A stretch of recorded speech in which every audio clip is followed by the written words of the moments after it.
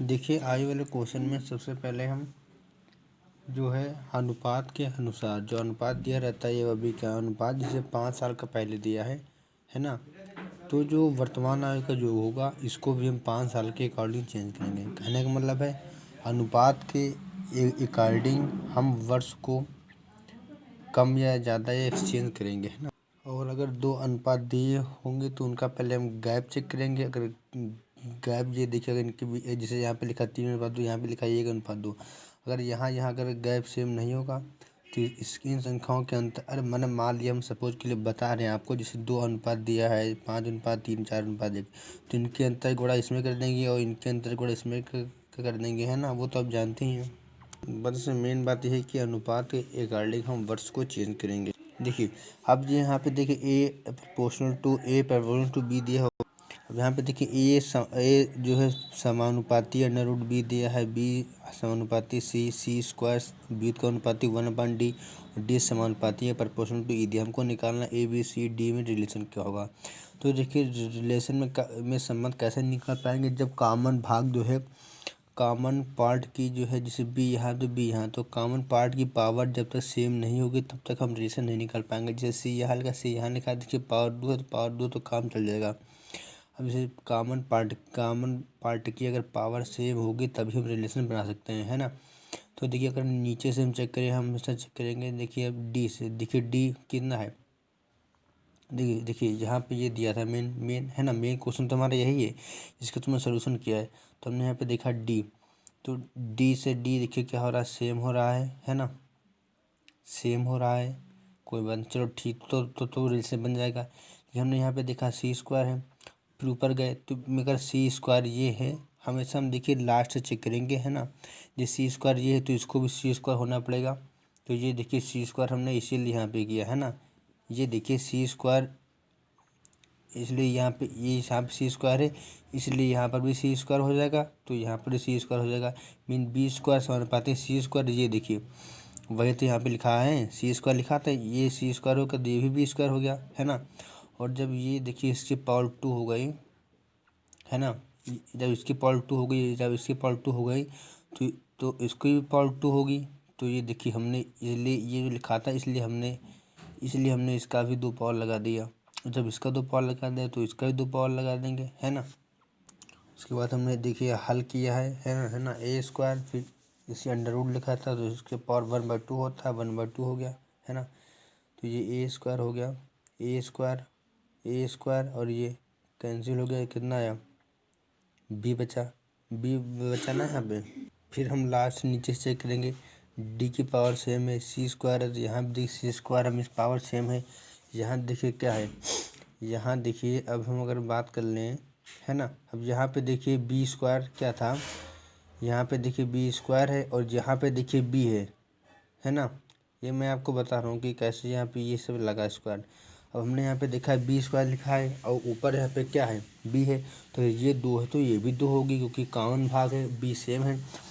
तो जब यहाँ पे 2 हम लगा देंगे पावर तो यहाँ पर भी 2 पावर लग जाएगी।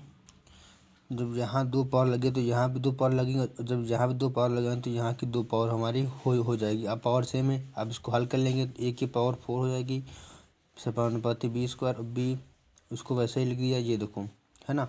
अब हमको रिलेशन निकालना है इसमें, है ना। तो देखिए कोई भी शुरुआत कर सकते हैं, है ना, कि ए जैसे ये क्या ए की पावर 4 समानुपाती बी स्क्वायर में ये समानुपाती है तो बराबर करके इक्वल साइड लिख दो। तो ए की पावर 4 बी स्क्वायर, तो ए की पावर 4 और बी स्क्वायर और बी सी स्क्वायर, मतलब बी स्क्वायर अलग सी स्क्वायर अलग, मीन्स कॉमन हो गया तो सी स्क्वायर उधर लिख दिया, है ना। उसी तरह सी स्क्वायर और डी साथ में लिख देंगे, सी स्क्वायर डी साथ में लिख दिया, डी और ई साथ में लिख देंगे तो डी और ई हमने क्या साथ में लिख दिया। देखिए 10 यूनिट बिजली खर्च करने का चार्ज 1200 रुपये है, जबकि 20 यूनिट बिजली खर्च करने का चार्ज 1400 रुपये है। तो बताओ बिजली का फिक्स चार्ज क्या होगा और 30 यूनिट बिजली का चार्ज क्या होगा। देखिए फिक्स चार्ज का मतलब होता है आप बिजली को यूज करें चाहे ना करें, आपको 250 रुपये या 500 रुपये महीना बिजली बिल का देना ही देना है। तो देखिए क्वेश्चन में दिया है कि 10 यूनिट बिजली का खर्च करने का 1200 रुपये लेता है और 20 यूनिट खर्च करने का कितना रुपये लेता है, 20 यूनिट खर्च करने का लेता है 1400 रुपये, है ना। हमको निकालना क्या, हमको निकालना है फिक्स चार्ज, है ना। फिक्स चार्ज है ना 10 यूनिट इतना है, 20 का इतना हमको निकालना है फिक्स का चार्ज। फिक्स चार्ज मतलब 0 यूनिट निकालना है। तो अगर कुछ ना खर्च करें, एक भी यूनिट ना खर्च करें, मतलब 0 यूनिट है ना, तो कितना रुपये लगेगा। और हमको निकालना कि 30 यूनिट पे देखिए कितना खर्च हमारा लगेगा। तो हमने यहाँ से देखा 10 यूनिट से 20 यूनिट में प्लस 10 हुआ है ना।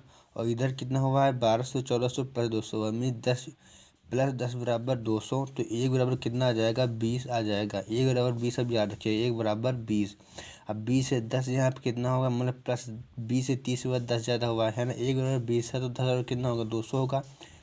जब इधर प्लस किया तो इधर भी प्लस कर देंगे, है ना। तो 1400 200 कितना 1600 आ जाएगा। अब हमको निकालना कि अगर एक भी रुपये खर्च ना करें तो यहाँ से 0 यूनिट आ जाएगा।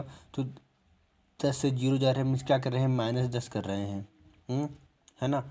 -10 कर रहे हैं। और यहाँ पे एक बराबर 20 था, तो माइनस एक बराबर कितना था 20 था। तो 10 बराबर -200, है ना। तो 1200 से 200 घटा दें कितना आ जाएगा 1000। हमारा यही हो जाएगा 4 रुपये। देखिए एक कार्य निश्चित दूरी तय करने के लिए 500 रुपये लेती है। जैसे ओला वाले कार होते हैं, है ना, वो एक डिस्टेंस फिक्स रहते हैं। या हाईवे तक मैंने बता दिया कि हाईवे तक जो है 10 रुपये लगता है ना। वही मतलब एक कार वाला है ना, वो दूरी तय करने के लिए मतलब लोकल का भाड़ा जो है 500 रुपये लेता है। और अगर 500 रुपये से या बाईपास से आगे अधिक दूरी पर चलने के लिए प्रति किलोमीटर, और 500 रुपये से अधिक दूर चलने के लिए प्रति किलोमीटर रुपये बढ़ाती है। और 12 किलोमीटर प्रति किलोमीटर मतलब चार्ज ज़्यादा लगता है।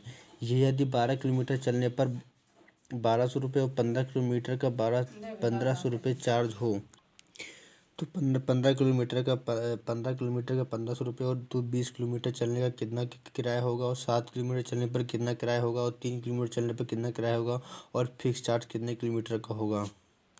देखिए क्वेश्चन बोला कि एक कार निश्चित दूरी तय करने के लिए 500 रुपये लेती है। 500 रुपये लेती है, हमको ये पता चल जाए, है ना, कि लोकल एरिया लोकल भाड़ा का कितना पैसा लगता है ना। यही क्या होता है, यही हमारा फिक्स चार्ज होता है ना।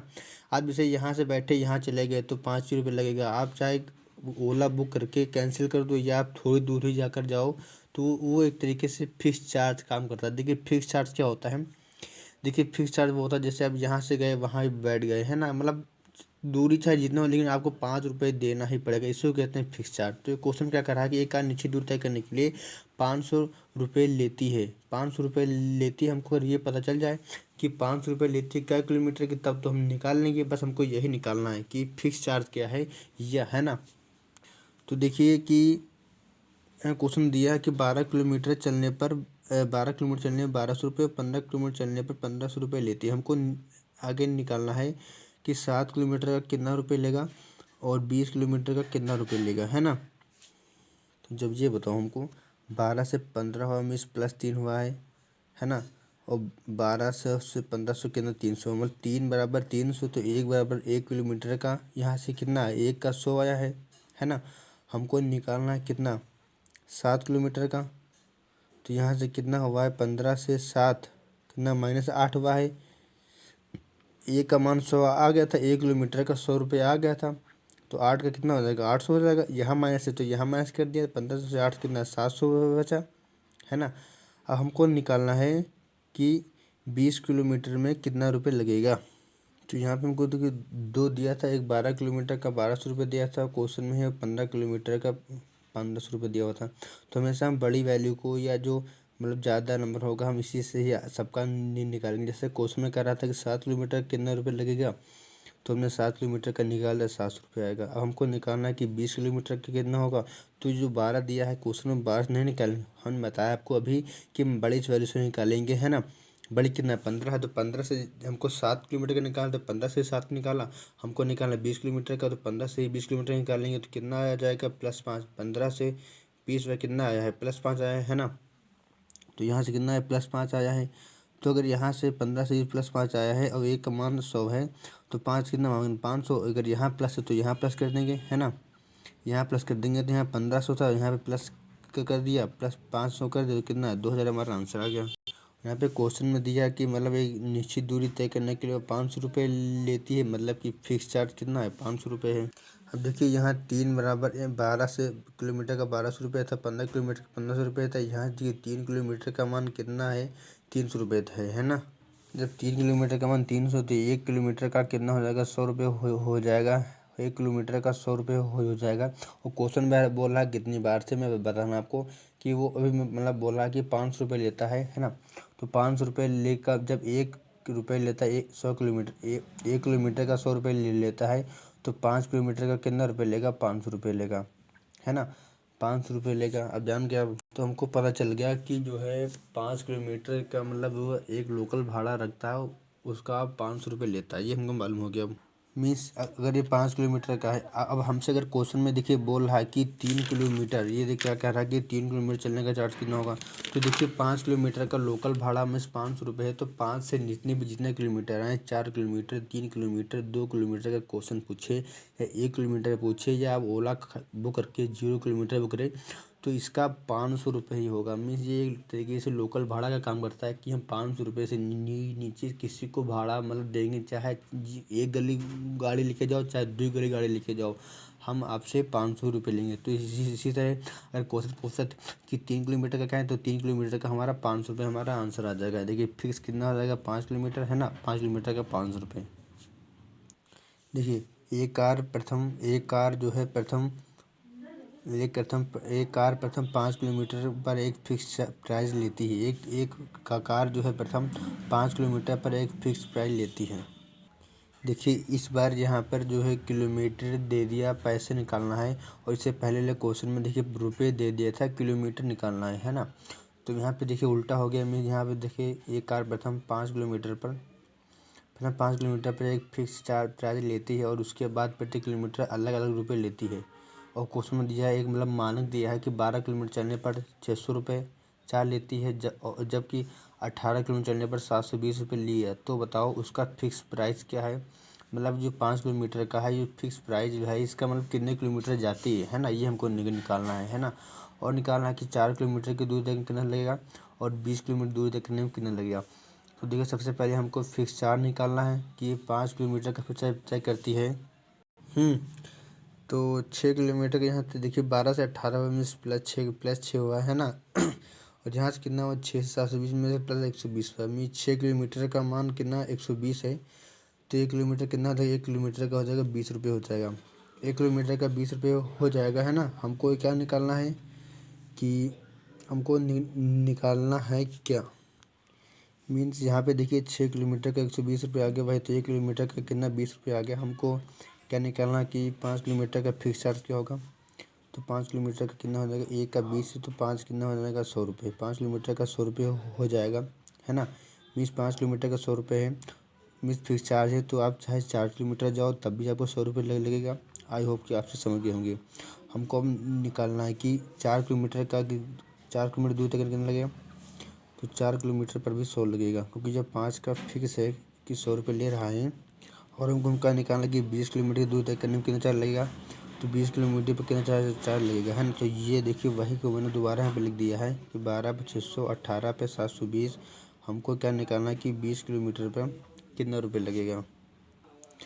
तो यहाँ पे देखिए 18 से कितना हो रहा है, 18 से कितना ज़्यादा हो रहा है, तो 18 से प्लस 2 ज़्यादा हो रहा है ना। तो यहाँ देखिए 6 बराबर 120, तो 1 बराबर कितना हो जाएगा, 1 बराबर हो जाएगा 20। 1 बराबर 20 6 बराबर 120, तो 1 बराबर कितना हो जाएगा 20। 1 बराबर 20 तो 2 बराबर कितना होगा 40, है ना।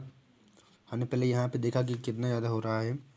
तो 18 से ये देखिए प्लस कितना हो रहा है, +2 हो रहा है, +2 20 हो रहा है ना। और हमने यहाँ पे देखा कि 1 का मन कितना आ रहा है 20 आ रहा है, तो 2 का मन कितना होगा 40 होगा। मीन्स +40 जोड़ देंगे, तो 720 में 40 जोड़ दे कितना हो जाएगा 760।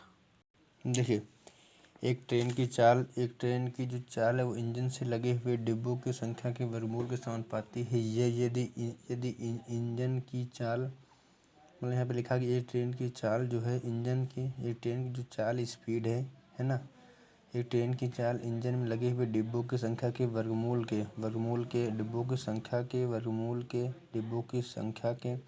वर्गमूल के समानुपाती है। यदि इंजन की चाल जो है 160 किलोमीटर प्रति घंटा है ना, 4 डिब्बे लगा दिए जाएँ तो इंजन की चाल अब 120 किलोमीटर प्रति घंटा हो जाती है। मीन्स देखिए चाल में कमी आ रही है ना, इसलिए हमने देखिए चाल में कमी ये लिखा है ना।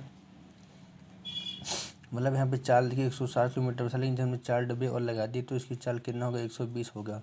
तो बताओ अगर इंजन के साथ 9 डिब्बे लगा दिए जाएँ, 4 डिब्बे लगाएं तो 120 चाल हो गई। तो जब हम 9 डिब्बे अगर इंजन में लगा दें तो ट्रेन की चाल क्या होगी। मीन्स यहाँ पे देखिए चाल जो है बदल रही। जब 4 डिब्बे लगा रहे हैं तो 160 से कितना आ रहा है, 20 आ रही है ना। तो अगर 9 डिब्बे लगाएं तो चाल क्या होगी।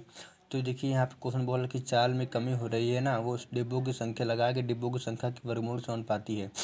तो ऐसा भी आप जानते हैं नियम कि ए प्रोपोर्शनल टू बी क्या लिखते हैं, A1/A2 बराबर B1/B2 है ना। तो इसी तरह इसको ध्यान में रखते हुए वही रूल कि अगर समानुपाती लिखा तो बराबर में दोनों को अपोजिट साइड लिख देंगे। और उसी तरह A1/2 B1/2, उसी तरह S1 4 तो S1/2 और ये N है तो N1/2 है ना।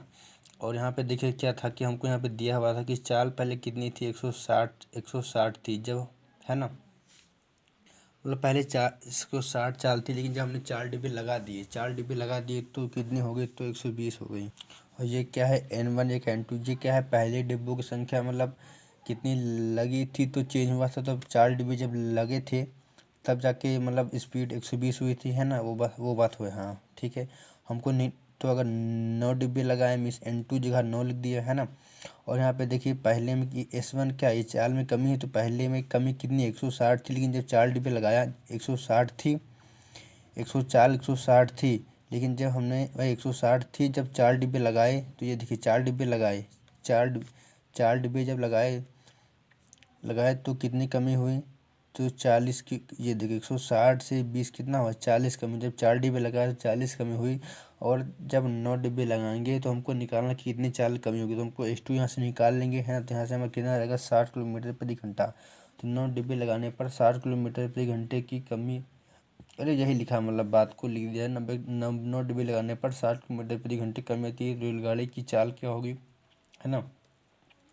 क्योंकि वास्तविक चाल कितना 60 है, 60 से हम ये 60 यही माइनस कर देंगे तो कितना आएगा, 100 किलोमीटर प्रति घंटा।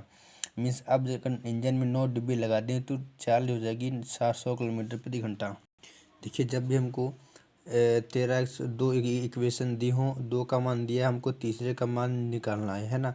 तो अगर देखिए इनके कोएफिशिएंट का योग अगर सेम है, जैसे 13 14 27 हो रहा है, 15 12 27 हो रहा है, और 19 8 27 हो रहा है, जिसका भी मान पूछ रहा है उसका भी योग 27 आ रहा है ना। जो दिया है इन तीनों का मतलब जो दोनों का दिया है इनका योग देखिए 13 14 27 आ रहा है, कोएफिशिएंट का इनका भी 27 आ रहा है, जो पूछ रहा है इसका भी क्या आ रहा है, 27 आ रहा है। तो अगर कोएफिशिएंट का सेम है तो मिस अनुपात से करेंगे। देखिए मिस अनुपात को या शिफ्टिंग रूल को बात एक ही है। अब जैसे यहाँ पे देखिए दिया हुआ है तो अब हमने देखा कि 13 से 15 हो रहा है, में 2 ज़्यादा हो रहा है, और 123 से 29 कितना +6 ज़्यादा हो रहा है, में 2 बराबर 6 है ना। 2 बराबर 6 हो रहा है तो 1 बराबर 3, 1 बराबर 3। अब ध्यान रखिएगा, अब 15 से 4 19 हुआ, 1 बराबर 3 बताया था तो 4 3 12 है ना। अगर यहाँ पे प्लस हो रहा तो यहाँ पे प्लस कर देंगे, है ना। तो इसलिए प्लस प्लस प्लस 1 बराबर 3 था, 4 बराबर 12, तो 12 जोड़ेंगे कितना आ जाएगा हमारा, 141 हमारा आंसर आ जाएगा। देखिए इसमें आपको कॉन्सेप्ट ध्यान रखना है कि इसका मान निकालने के लिए बस इतना याद रख लीजिए कि जो देखिए अगर ऊपर जो मतलब सिस्टम है या ऊपर जो साइन है ना, ऊपर जो संबंध है उसी के अकॉर्डिंग हम नीचे संबंध देखेंगे। कहने का मतलब देखिए मेन क्लियर कॉन्सेप्ट ये है, ऊपर अगर सेम साइन है, ये देखिए यहाँ पे +2 हो रहा था, यहाँ पे कितना +6 था। अगर ऊपर जो है सेम साइन है तो नीचे भी सेम साइन होगा। कहने का मतलब है ऊपर सेम साइन है, अगर ऊपर प्लस प्लस हो रहा है और यहाँ पे बाय द वे माइनस हो रहा है। तो मैंने क्या बताया आपको अब जस्ट अभी क्या तुरंत, कि अगर ऊपर अगर सेम साइन हो रहा है तो नीचे भी सेम साइन होगा। तो यहाँ पे अगर प्लस हो रहा है तो यहाँ पे इधर प्लस कर देंगे, अगर यहाँ पे माइनस हो रहा है तो इधर माइनस कर देंगे, है ना। और अगर ऊपर अपोजिट साइन चल रहा है, अगर ऊपर यहाँ पे प्लस हो रहा है और यहाँ बाय द वे माइनस हो रहा है, अगर ऊपर जो समर रिलेशन होगा, जैसे ऊपर रिलेशन अगर अपोजिट साइन है, ये जैसे यहाँ प्लस हो रहा है माइनस हो रहा है, और यहाँ पे देख कोई मान लो माइनस हो रहा है, तो नीचे भी अपोजिट साइन होगा, जैसे यहाँ पे माइनस हुआ तो यहाँ पर प्लस होगा। अब जैसे यहाँ पे हमको ये दिया हुआ था 2 की इक्वेशन को 3 का तीसरे के मान निकालना है, तो हमने यहाँ पे देखा कितना हो रहा है 23 से 20 कितना -3 हो रहा है, और 450 से 4 +3 हो रहा है। मीन्स ये देखिए -3 हो रहा है और कितना हो रहा है +3 हो रहा है ना।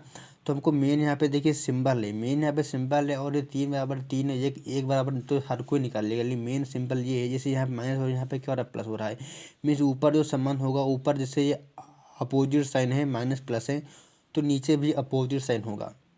कहने का मतलब है, अब हमने देखा कि अपोजिट साइन होगा, तो हमने यहाँ देखा कि अगर यहाँ पे प्लस हो रहा है, जैसे 20 से 22 कितना हो रहा है +2 हो रहा है, 2 सबसे कोई मतलब नहीं, हमको मेन साइन है प्रॉब्लम, है ना। साइन कैसे लगाएंगे, जैसे हमने आपको बताया कि ऊपर देखिए माइनस प्लस से अपोजिट साइन है, तो नीचे भी क्या होगा अपोजिट साइन होगा, है ना। अब जैसे 20 से 22 हो रहा है मीन्स प्लस हो रहा है, मैंने बताया आपको कि अपोजिट करेंगे तो प्लस का अपोजिट क्या होगा माइनस होगा, है ना।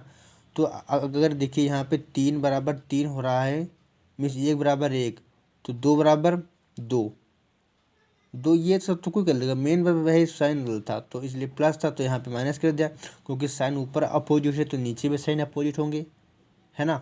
और मान ये कैसे रखेंगे, तो मान वैसा निकालते हैं, 3 बराबर 3 तो 1 बराबर 1 तो 2 बराबर 2, तो 2 माइनस हो रहा है, 2 माइनस करेंगे तो 2 में 4 से कर हमारा आंसर आ जाएगा। अगर जैसे देखिए 2 इक्वेशन दी हुई हैं, मतलब 11x + 12y, और हमको निकालना कि x का और y का मान क्या होगा, तो अगर इनका वही कोएफिशिएंट का योग देखिए 12 13 23 आ रहा है, और 13 10 23 आ रहा है, अगर कोएफिशिएंट सेम है तो निकालना बहुत ही आसान है इनका। और हमको निकालना x का मान क्या होगा, y का मान क्या होगा। तो अगर x का बात करें, है ना, तो जो योग आ रहा है इसको लिख देंगे 23x है ना, 23x से निकालेंगे। उसका देखिए 11 से कितना हो रहा है +2 हो रहा है, और 144 कितना हो रहा है +9 हो रहा है, तो 2 बराबर 9, तो एक बराबर कितना होगा, एक बराबर होगा 9/2, एक बराबर हो जाएगा 9/2। हमको निकालना है कि अब हमको मतलब हमने अपने आप माना था ना कि 23 योग होना चाहिए, 23 बराबर कितना लिख दिया 23x, अभी बताया था कौन 23x यहाँ पे लिख दिया। तो 13 से कितना ज़्यादा हो रहा है +2 हो रहा है, +10 हो रहा है ना, 13 10 23, तो एक बराबर 9 था, तो 10 बराबर कितना होगा, 10 बराबर हो जाएगा 45, तो इसलिए यहाँ पे इधर देखिए प्लस प्लस हो रहा है, प्लस हो रहा है, तो इधर इधर इधर प्लस हो रहा है, तो ठीक मतलब सेम साइन है, तो नीचे भी सेम साइन होगा। अगर इधर इधर प्लस है तो इधर इधर प्लस कर देंगे, कितना करेंगे, यहाँ से निकाला 45, 45 के 198 हमारा आंसर आ जाएगा, तो 198 23 का मान आ जाएगा। तो इस बार कितना होगा, इस बार आपको 198/23। अब जैसे यहाँ पे देखिए 14x के लिए 2 का मान दिया हुआ था, हमको तीसरे का मान निकालना है। तो हमने यहाँ पे देखा 14 11 25 आ रहा है, 17 8 25 आ रहा है, 11 14 25 आ रहा है, मीन्स इसमें हम substitute लगा सकते हैं। 14 से 17 हो रहा है, 3 बढ़ रहा है, और 23 से 26 हो रहा है, +3 बढ़ रहा है। मीन्स अगर साइन की बात करें, प्लस इधर है प्लस इधर है, मीन्स सेम साइन है, तो नीचे जो भी साइन आएगा वो भी सेम साइन होगा। तो यहाँ से कितना हो रहा है, देखिए माइनस हो रहा है, हमसे कोई बात नहीं, है ना। क्या हो रहा है, माइनस हो रहा है, तो इधर भी मतलब सेम साइन होगा, जब ऊपर सेम साइन नीचे भी सेम साइन होगा, तो इधर भी माइनस होगा। अब कितना माइनस होगा, तो इसको आप देखिए 3 बराबर 3 1 बराबर 1, और यहाँ एक मान याद रखिएगा, है ना, एक मान आया, 1 बराबर 1 आ रहा है, तो 6 बराबर कितना होगा 6 होगा, और साइन माइनस होता है माइनस कर देंगे, तो मान 6 कितना देखो 20 हमारा आंसर आ जाएगा। देखिए लिखा है, एक व्यक्ति 17 आम व 18 सेब 234 रुपये में खरीदता है, जबकि 15 आम और 20 सेब 240 रुपये में खरीदता है। तो बताओ 19 आम और 17 सेब का मूल्य क्या होगा। तो उसी तरह इसमें भी देखिए सिबलिंग रूल लगा देंगे या मिश्र अनुपात लगा देंगे। सम अगर इक्वल है, मतलब एक कोएफिशिएंट का योग अगर समान है या बराबर है, तो मिश्र अनुपात से हल करेंगे, या सिबलिंग रूल ही मिश्र अनुपात तो कहते हैं।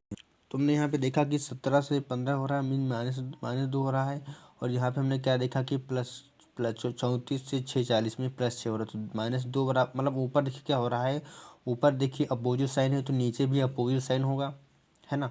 2 बराबर 6 तो 1 बराबर 3, अब इतना याद रखिएगा, मतलब यहाँ पे 1 बराबर 3 आ रहा है, ठीक, चलो ठीक, 1 बराबर 3, और 53 से कितना आ रहा है, 53 से यहाँ पे कितना आ रहा है, 53 से यहाँ पे आ रहा है 19, सॉरी 15, 15 से 19 में +4 हो रहा है, 1 बराबर 3 था, 4 बराबर क्या होगा 12, और यहाँ हमने देखा कि अपोजिट साइन नीचे भी अपोजिट साइन होगा, तो यहाँ पे प्लस होगा, तो यहाँ पे क्या होगा माइनस होगा, तो कितना होगा मैंने बताया आपको, 1 बराबर 3 4 बराबर 12 228 हमारा आंसर आ गया। यहाँ पे देखिए एक व्यक्ति 500 किलोमीटर की दूर तय करता है, मिस कुल दूरी 500 किलोमीटर है, उसमें से कुछ हिस्सा कार द्वारा कुछ हिस्सा बस द्वारा तय करता है। यदि 200 किलोमीटर कार द्वारा और शेष बस द्वारा मीन्स 300 किलोमीटर चलेगा तो उसे 11 घंटे समय लगता है। और जब वह कार द्वारा 300 किलोमीटर चलता है और शेष बस द्वारा मीन्स 200 किलोमीटर, कोई कुल 500 है ना, तो उसे 10 घंटे का समय लगता है। तो बताओ, अगर पूरी दूरी कार के द्वारा तय करनी हो तो पूरी दूरी कार के द्वारा तय करनी हो तो उसे कितना समय लगेगा और कार की चाल क्या होगी। तो इस पर भी देखिए कि 200 से कितना ज़्यादा हो रहा है, +100 हो रहा है, 300 हो रहा है, और 11 से कितना हो रहा है, -1 हो रहा है ना। मीन देखिए 100 किलोमीटर पे 1 घंटे की कमी आ रही है, मतलब 100 किलोमीटर का मान जो है 1 का मान बराबर है ना। 100 किलोमीटर का मान 1 है तो 200 किलोमीटर का मान कितना होगा, 2 होगा। जब 100 किलोमीटर का 1 है तो 200 का 2 हो जाएगा, है ना। यहाँ पे देखिए क्या हो रहा है, हमने यहाँ पे देखा कि अपोजिट साइन है तो नीचे भी अपोजिट साइन होगा, है ना। भी यहाँ पे प्लस है तो यहाँ पे माइनस होगा, अगर यहाँ पे प्लस तो यहाँ माइनस कर लेंगे तो 10 से 2 घटा देंगे, कितना आ जाएगा, 8 घंटा आ जाएगा। ये पूरी दूरी तय करने में मतलब कार को 8 घंटे लगेगा। हमको निकालना कि पूरी दूरी कार के द्वारा चाल कितना, तो 4 का दूरी बटे समय दूरी कितना, ये दूरी हमारी कार के द्वारा चलेगी, ये हमारी क्या है, ये हमारी बस की दूरी लगी चाल है, ये हमारी कार की दूरी चली गई चाल है। तो कार द्वारा पूरी दूरी 5 किलोमीटर हमको चलवाना था। मैं यहाँ क्वेश्चन बोल रहा था कि अगर पूरी दूरी कार के द्वारा चले, पूरी दूरी कितनी है, 500 किलोमीटर, तो इसलिए हमने यहाँ पे देखिए ये 500 किलोमीटर लिखा था, है ना। तो कुल दूरी हमने 500 किलोमीटर कार द्वारा चलवा दिया। कुल दूरी बस 4 बार दूरी बटे समय दूरी इतना, समय इतना, तो 500 बटे कितना है, 3.5। देखिए यहाँ पे 3 2 5 आ रहा है, 3 2 5 आ रहा है और 5 का ही पूछ रहा है। तो कहने का मतलब तीनों जगह दूरी सेम है, मतलब 3 2 5 3 2 5 3 2 5 मिल, तो हम मिश्र अनुपात शिफ्टिंग से हल करेंगे, है ना। साइन देखिए यहाँ पे अपोजिट है तो नीचे वाला भी साइन अपोजिट होगा।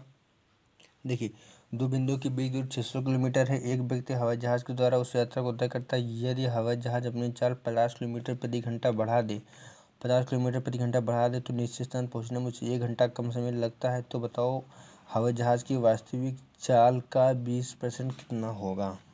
तो देखिए कि 50 किलोमीटर पर मतलब कहने का मतलब है कुल दूरी 600 किलोमीटर दिया हुआ, हमको दो बिंदु की बीच दूरी 600 किलोमीटर दिया हुआ है ना।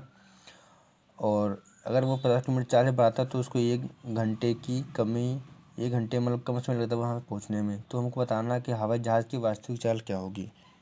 तो देखिए 50 किलोमीटर प्रति घंटा बढ़ा देता है ना। मतलब 1 घंटे में मतलब 50 किलोमीटर, मतलब यहाँ पे 50 किलोमीटर प्रति घंटे का मतलब क्या है कि 1 घंटे में 50 किलोमीटर। वो बात अलग है, मैंने बता दिया आपको। सब कुछ छोड़ो, क्वेश्चन क्या कर रहा था कि 50 किलोमीटर प्रति घंटा बढ़ाता है तो नीचे पहुंचने में उससे कितना का समय, 1 घंटा कम समय लगता है। तो हमने 50 किलोमीटर ये लग दिया और 1 घंटे वाला ये 1 घंटा कम समय लगता है ना। तो 50 अगर और बढ़ा दें तो कितना हो जाएगा, 100 है ना। 50 पे 1 तो 100 पे कितना होगा, 2 होगा। इसी तरह 5 दूनी 10, 5 तिया 15, है ना।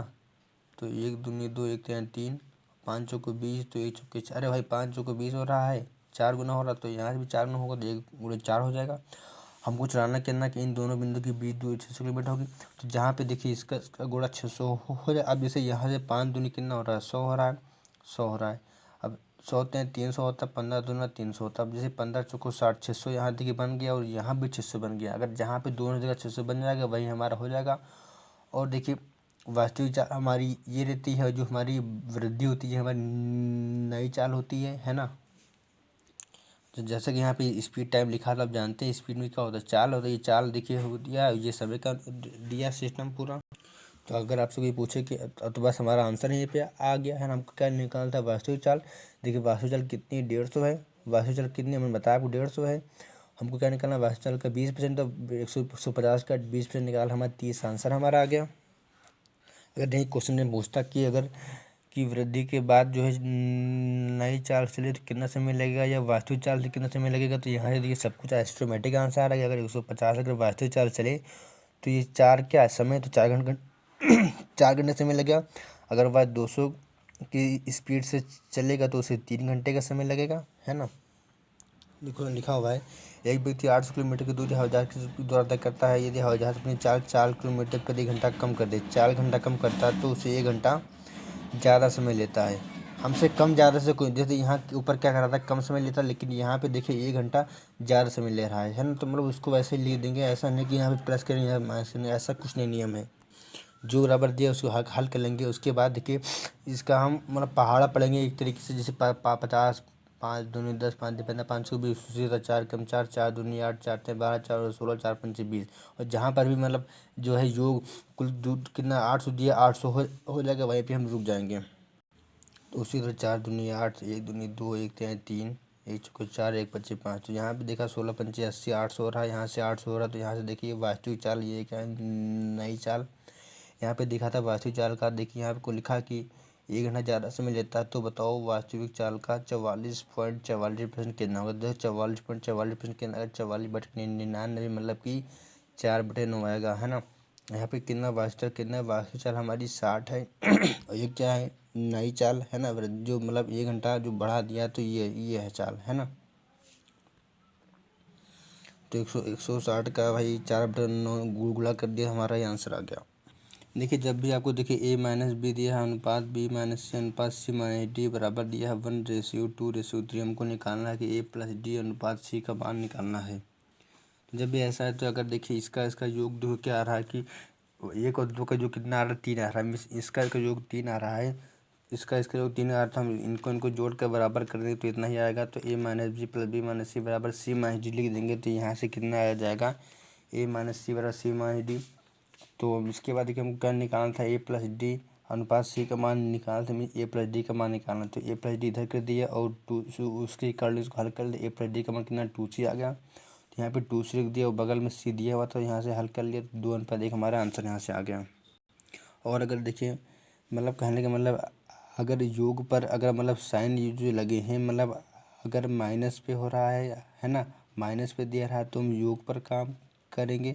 अगर ये गुणा पे दिया है, हमें ये दोनों डिजिट गुणा पे दिए हुए हैं तो हम भाग लगाएंगे। यहाँ पे देखिए माइनस दिया हुआ था तो इसलिए हमने प्लस वाला लगा दिया कि 1 2 बराबर 3, है ना। अगर ये दोनों गुणा में दिए हैं तो हम भाग लगा देंगे। देखिए गुणा में दिया तो क्या करेंगे, हम इनका तीनों का एलसीएम निकाल लेंगे। 2 3 1 का इनका एलसीएम कितना आ जाएगा, 6 आ जाएगा। मैंने बताया आपको कि गुणा में लिखा है तो हम भाग लगाएंगे, है ना। तो हमको देखिए यहाँ पे ये दिया, हमको क्या निकालना था, हमको a/b/c का मान निकालना था। तो हमने a/b/c से भाग कर दिया, है ना। और इधर a/b/c से भाग कर, इधर कितना 6 से भाग कर दिया। तो यहाँ से हमारी 1/c 1/1 1/1 बराबर 1/6 1/3 1/2 हमको मान आ गया a/b/c का मान 6 3 हमारा ही आंसर आ गया। गुणा में एलसीएम पर काम करते हैं।